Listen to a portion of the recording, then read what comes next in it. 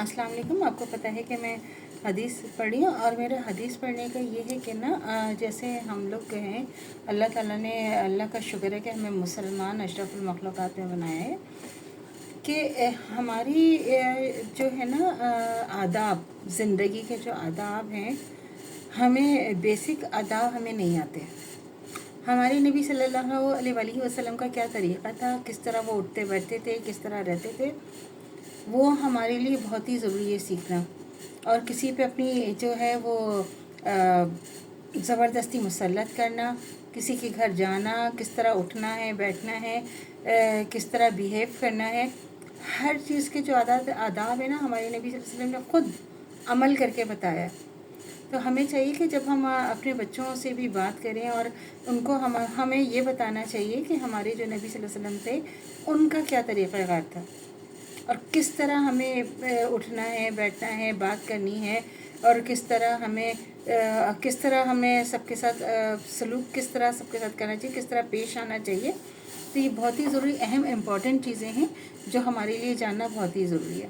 हम तो अभी दुनियावी तौर तरीक़ों से चलते हैं और अपनी मर्ज़ी चलाते हैं कि किस तरह है, लेकिन जो हमारा सुन्नत क्या है, सुन्नत है ना, ये हमारे नबी सल्लल्लाहु अलैहि वसल्लम ने जो भी अमल फरमाया वो तो सुन्नत है।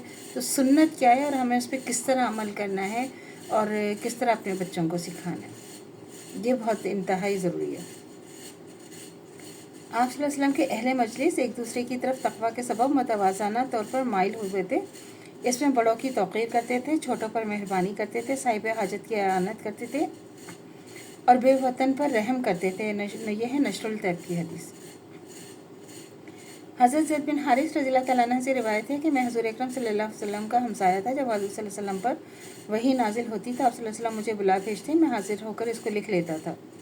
हज़रत अकरम सल्लल्लाहु अलैहि वसल्लम हम लोगों के साथ हद दर्जा दिलदारी बेतकल्लुफ़ी फरमाते थे। जिस कस्म का तज़किरा हम लोग करते हैं, हज़रत सल्लल्लाहु अलैहि वसल्लम भी इसी कस्म का तज़किरा फरमाते। ये नहीं कि बस आखिरत ही का जिक्र हमारे साथ करते हों, दुनिया की बात सुनना भी गवारा ना करें। जिस वक्त हम आखिरत की तरफ मुतवज्जह होते तो हज़ूर अकरम सल्लल्लाहु अलैहि वसल्लम भी आखिरत का तज़किरा फरमाते। यानी जब आखिरत का कोई तज़किरा शुरू हो जाता तो इसी के हालात और तफसीलात हज़रत सल्लल्लाहु अलैहि वसल्लम बयान फरमाते। और जब खाने पीने का कुछ जिक्र होता तो हज़ूर अकरम सल्लल्लाहु अलैहि वसल्लम भी वही तज़किरा फरमाते कि खाने के आदाब व फ़वाइद और लजीज़ खानों का जिक्र, मुज़र खानों का तज़किरा वग़ैरह वग़ैरह। ये सब कुछ आप ही के हालात का तज़किरा कर रहा हूँ। तज़किरा जो है वो हम अभी जो हम पढ़ रहे हैं और आगे भी और पढ़ेंगे। तो आप सल्लल्लाहु अलैहि वसल्लम मजलिस में अपने असहाब के साथ तशरीफ़ फरमा होते तो अपने ज़ानों मुबारक को हम हलवियों से आगे नहीं बढ़ने देते, इम्तियाज़ पैदा ना हो जाए।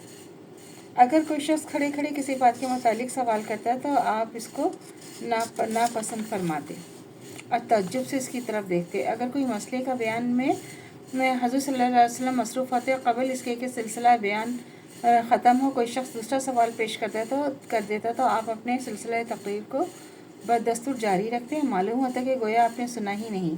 जब गुफ्तगू ख़त्म कर लेते हैं तो साइंसिस का सवाल मालूम करते और इसका जवाब देते हैं। आप देखें कितनी अहम बात है किसी की बात काटना या बीच में बोलना। ये छोटी छोटी सी चीज़ अगर हम सोचें तो देखें कितनी अहम है। तो अल्लाह से दुआ करनी चाहिए जो हमारा ईमान है मरते दम तो कायम दायम रहे, ख़ात्मा बिल खैर ईमान पर हो। इजाज़त दीजिए। अल्लाह हाफ़िज़। मेरे चैनल को लाइक कीजिए, शेयर कीजिए, सब्सक्राइब कीजिए। शुक्रिया।